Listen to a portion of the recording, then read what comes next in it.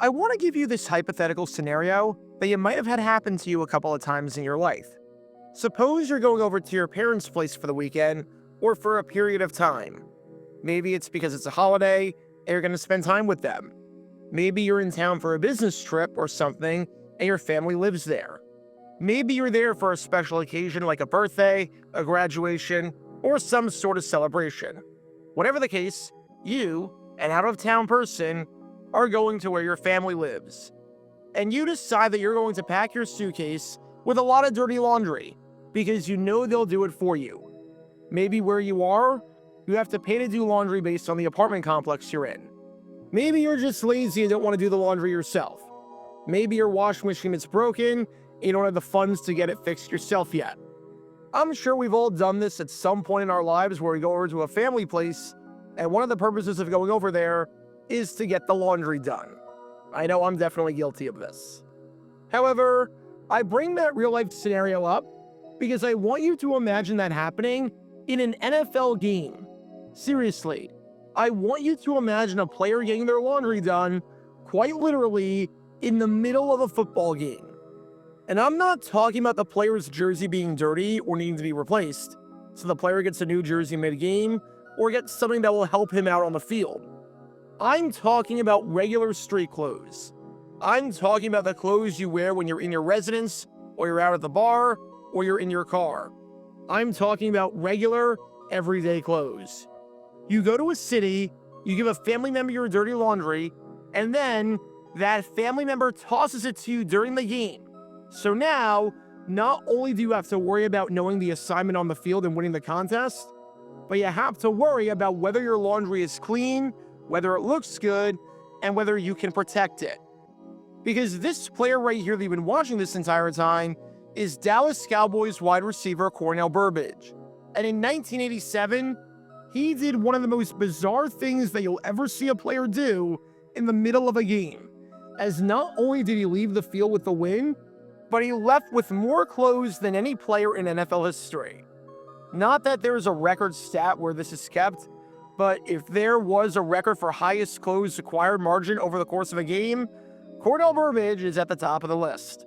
And nearly 4 decades later, it deserves a deep dive for just how strange it was. Because this is the story behind Dallas Cowboys wide receiver Cornell Burbage, and the man who got his laundry done in the middle of an actual NFL game. Make sure you hit that like button down below, subscribe, and turn on the notification bell so you don't miss a single video that we post on the channel. Because we post every single day on here about the weird and the wacky history of the NFL with stories like this one that you might not have heard of before. So if you like that sort of stuff, then this is the place for you.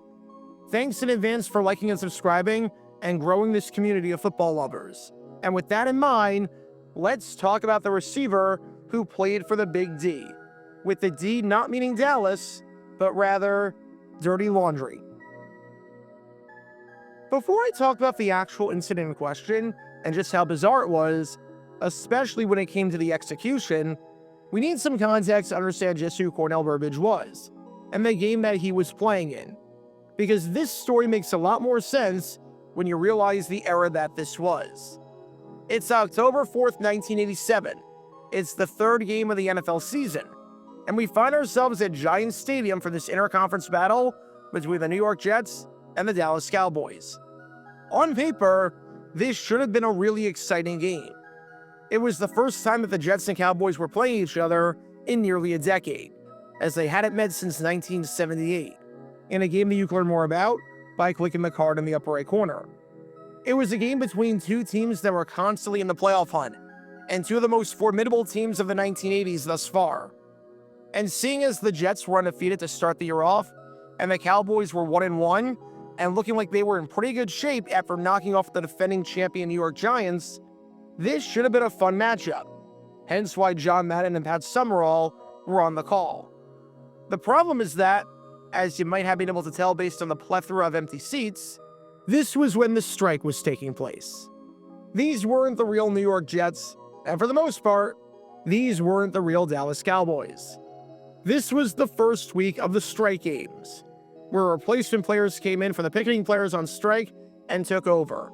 with the quality of play across these games being, shall we say, less than stellar. And if you didn't cross the picket line to play in these games, you were being thrown out of your everyday life to become an NFL player for however long this strike went on. There are countless stories about replacement players who are teachers, police officers, just regular office workers, and all kinds of other professions, and they were playing in the NFL shortly after, only to return to their jobs right after the strike was done, whether that was in a couple of days, a couple of weeks, or a couple of months. And this meant that a lot of these guys, like this man right here, Cornell Burbage, did not have a place to live. They would stay in the team hotel, but it would make no sense at all to rent or buy a place in the city that you're a replacement player in. You know that there's a 99.9% chance that once the strike is over, you're out of a job. There were some exceptions, and there were some guys who were able to get their foot in the door because of the strike and play well enough to stay on the roster in 1987 and even beyond. But that was rare. And there were some teams that didn't even so much as keep a single player on the roster once the strike ended. If you're a lawyer certified in both states, you live in Arizona, and your boss says to you, hey, we've got you on this trial in New Mexico. We don't know how long it's going to take. So it could be a couple of weeks, they could settle, or this could drag out and be a while, but as soon as it's done, you're back in our main office in Arizona. You're not looking to rent or buy an apartment in New Mexico. That wouldn't make a lot of sense. And that was the same thing with these replacement players. On one hand, they were achieving their dream to play in the NFL, even if they were receiving a ton of scrutiny and there was a giant asterisk next to it. On the other hand, they were abandoning their life for the next couple of weeks, and they truly had no home and no idea what the future held. And you better believe that the hotels knew this. Oh man, did they know this. Where else were the players going to go besides the team hotel? Very few of them lived in the city that the team played in, and they didn't know how to get around. Plus, the replacement players were getting paid somewhere in the ballpark of $4,000 over the course of those few weeks. That comes out to over $11,000 today. Obviously, that's not what the regular players were making, but that's not too shabby for a couple of days of work. Bottom line, these replacement players had money. They weren't wealthy by any means, but you're not going to be struggling on $4,000 back in 1987 for less than a month. So the hotels upcharged the players wherever they could, and a big one was with laundry. Hotels that offered laundry service in 1987 were offering way more now that they knew the replacement players were going to be staying there. Because where else were they going to go to get their laundry done? They needed to get it done because they were going to be there for a bit. You can't exactly go an entire month without laundry. But they also didn't have a car or any sense of where anything was in the city. Nor did they have the time, considering everything they needed to do to get into game shape both physically and mentally. So they couldn't leave the premises and go somewhere to get their clothes clean. For a lot of these guys, it was either go without clean laundry or pay a crap ton of money for fresh clothes. But not for this man right here that you've been watching this entire time. Not for Cornell Burbage.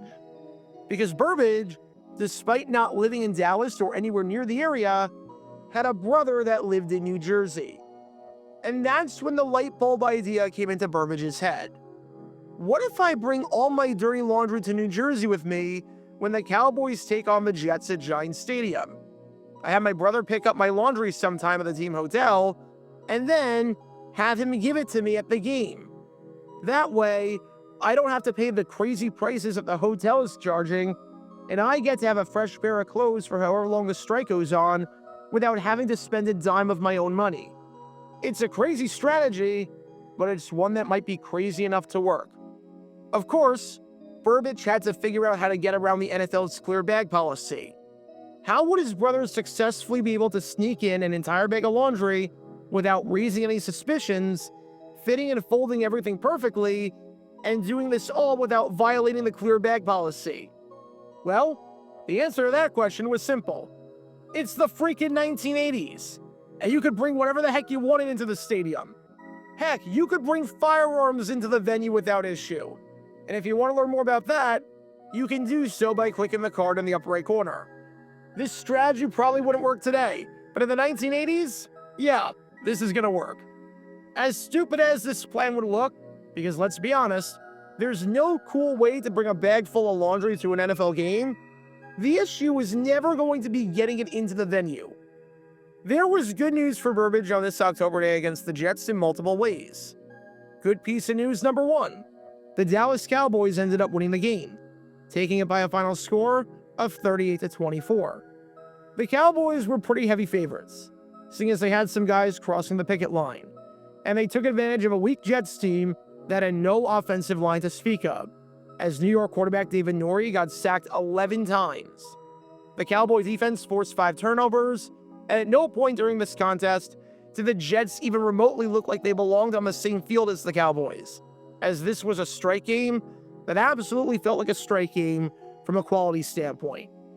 Good piece of news number two, Cornell Burbage scored a touchdown and played well, catching 3 passes for 46 yards and catching a 13-yard touchdown in the first quarter to get the scoring started early on for Dallas.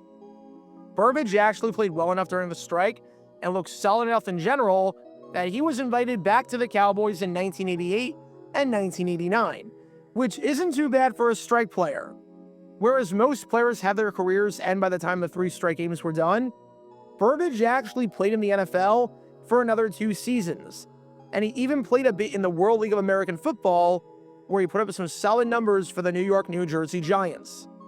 But good piece of news number 3, and perhaps most importantly for this man right here, Cornell Burbage got his laundry. At the 2-minute warning, Burbage's brother was able to walk down the stairs, seeing as Giants Stadium was absolutely deserted, with just 12,000 fans in attendance. And of those 12,000 fans, I'd wager that the vast majority of them were gone by the 2-minute warning when the Jets were down 38-17, and when they realized just how bad the quality of play was. Then, Burbage's brother dropped the now clean laundry over the wall, giving Burbage the clothes that he needed. Oddly enough, the story doesn't stop there. Burbage thought that his day was done, and understandably so. The Cowboys were up 38-17, and the Cowboys, if they got the ball back, weren't going to call any more passing plays with their lead. So Burbage could just hold on to his laundry and guard it like crazy. But when the Jets scored on the punt return touchdown to make it 38-24, and Burbage had to go back into the game on the hands team for the onside kick, Burbage called over Jerry Fowler, the assistant equipment manager for the Cowboys, and asked him to watch his bag. You know when you go to the bathroom at an airport and you ask your friend to watch your bag? That's what Cornell Burbage was doing here with his laundry, quite literally in the middle of an NFL game, seeing as he can't exactly bring a bag of laundry onto the field to recover an onside kick. And from everything I could find, Burbage's brother did a good enough job with the laundry, as he had fresh clothes for the rest of the strike. As Gil Brandt, the scouting director for the Cowboys, later said on this, "We're annihilating the Jets, and it's late in the game." So I look over, and there's Cornell kind of easing toward the stands.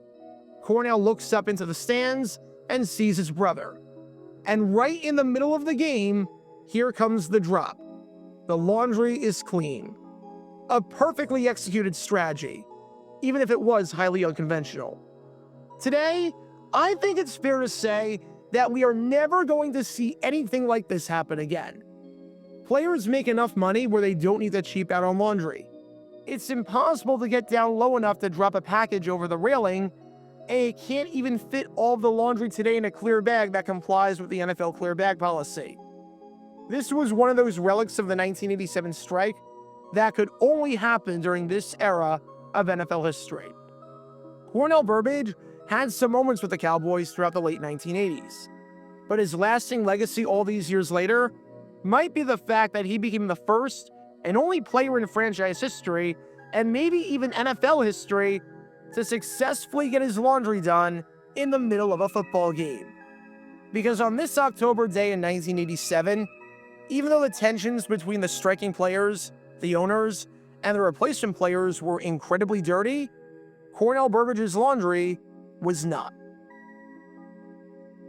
Be sure to like and subscribe if you have not done so already, as it helps the channel out a lot. And check out my other channels, JG8 for the history of college football, JG7 for the history of baseball, and JG9 News, where we talk about all things happening in the NFL. Join me every Wednesday night at 8 p.m. Eastern, where we'll play live NFL trivia for cash prizes. And make sure to join me live, as we're on stream just about every single day. And thanks to all our Patreon members and our YouTube members for helping out the channel. See how you become a member and show your support financially in the description down below.